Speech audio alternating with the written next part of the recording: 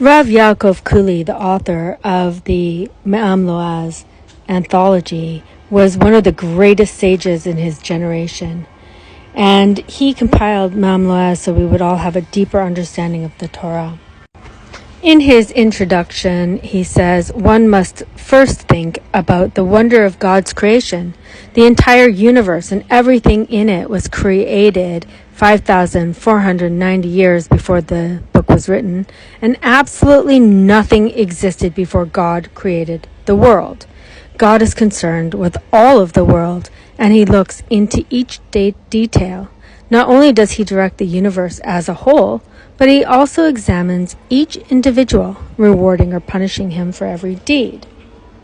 So it's important to consider our lives and existence and try to understand the intelligence that is very obvious in our world, in creation, and come to understand that God wants us to understand, to seek him out, and to find him. And as Jews, we connect our conscious minds to the Torah, which is objective truth, objective reality.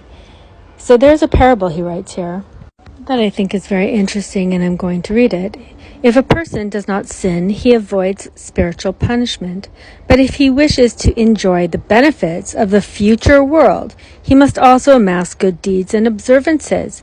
Only then will he have status in the future world. So this is one of the tenets of Judaism, that we believe that this world is only temporary for a certain amount of time, and then after this world ends, there will be Olam Haba, the future world, which will be for all of eternity, and it will be spiritual. That's why we learn the information and the wisdom in the Torah, and we live according to Judaism, so that we do what's good for our souls, so that for eternity, which is all spiritual, our souls have a good status in the future for eternity. I continue. There was once a great and a powerful king who announced that he would not be like other kings, in whose kingdoms those with money and status automatically attained high position. In his kingdom, one who desired high position would have to be victorious in battle or render an important service to the king. If successful, he would then be promoted to a position commensurate with his accomplishment. Otherwise, no one could be promoted, and there would be no exceptions. All of the subjects accepted the king's order, and each one did what he could to gain status in the eyes of the king. This king had 3 sons whom he loved very much. When the boys came of age, the king said to them, "My dear sons, listen to what I say.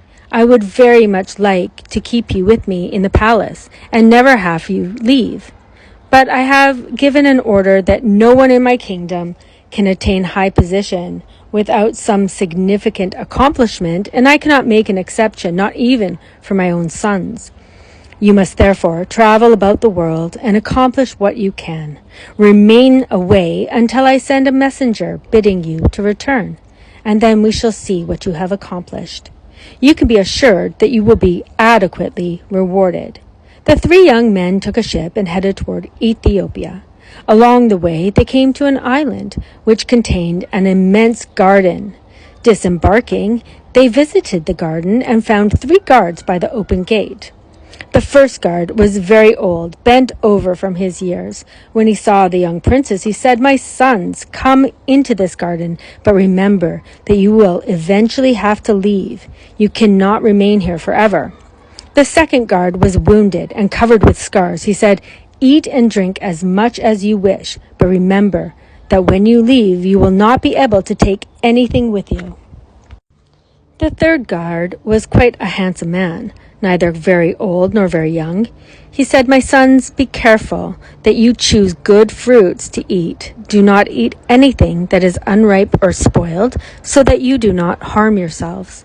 The 3 brothers entered the garden and beheld many trees laden with fruit and many streams and springs flowing with delicious sweet water. They also discovered vast amounts of gold and silver, as well as many precious stones. They remained in the garden for many days, eating, drinking, and enjoying themselves so much that they completely forgot about their ship. After a number of days, the brothers separated, each one exploring a different part of the garden. The garden was so huge that one did not know what the other was doing. The first brother was only interested in eating and drinking. He did not even think about anything else. The second prince took no interest in physical pleasures, but spent all his time hoarding gold, silver, and diamonds. He began by filling his pockets, but when these were packed, he took off his cloak and made it into a kind of sack to hold his valuables. He continued in this manner, since the more he collected, the greater was his desire to hoard more. Eventually, he found himself naked, having made all of his clothing into sacks. As he wandered around the garden, he lugged all of these around. Since he did not eat or drink properly, he became weak and lost his health. So strong was his desire to acquire wealth, he was jealous of every moment and was not even willing to take time off to eat. The third brother was wiser than the other two, and he was not tempted to act as they did. Setting out to inspect the garden carefully, he tried to understand how it functioned. He wanted to know why everything was set up so perfectly and excellently on this island, and who was the owner who took care of it. At first, he decided to study the streams in the garden, and he discovered that each one watered particular trees and plants at a specific time each day, as if someone was controlling them. He said to himself, "These wonders are not taking place by themselves. The owner of this garden is certainly a very wise man, if he is able to accomplish this." Each day he would explore a different part of the garden to see if there was anything that he did not understand completely. He would eat only enough to sustain himself, and only slipped a few particularly fine stones into his pocket. The other pleasures in the garden did not interest him. His entire effort was directed toward discovering the garden's owner. After a while, the three brothers finally encountered each other and were reunited. Suddenly, they saw one of their father's servants bearing a message. It said, "As soon as you read this letter, return home immediately. I wish to see you all in my palace. Do not delay. Your trial period is up." All three brothers immediately made plans to leave. The first prince, who had immersed himself in eating and drinking and pleasure, discovered that the air outside the garden was different. It did not agree with him. All the food that he had eaten began to react adversely with his system.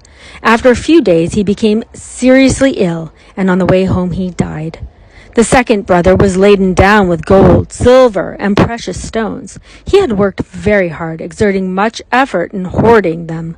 But when he approached the gate, the guards took everything away from him. They beat him and berated him, sending him away empty-handed.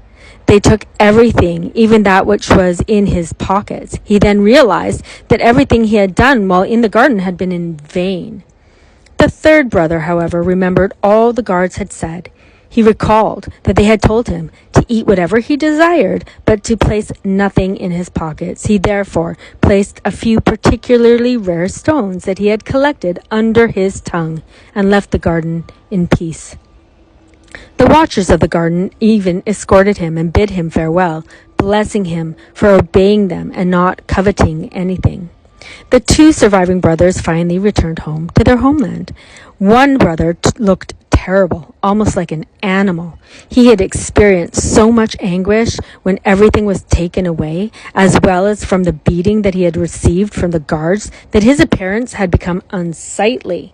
The people would not even let him into the city. He cried and begged in a bitter voice, "I am the king's son. I went out into the world and have a letter from my father bidding me to return home." The people did not pay attention to any of his babblings, and they threw him amongst the horses. A short while later they saw a distinguished, handsome young man approaching. Just one look was enough to confirm that he was of royal blood, and with great respect they escorted him into the palace. The third brother told the king everything that had happened, concluding, "My lord the king, the place to which you sent us was unusually perfect. Things are found there that do not exist anywhere else in the world." As he spoke, he took out some of the rare stones and said, "See, here is a stone that I found there. Nothing like it can be found in all of your kingdom." As long as I was there, I was interested in nothing other than finding out who was the owner of this wondrous garden. I thought of nothing else whatsoever. When the king heard this, he was happy.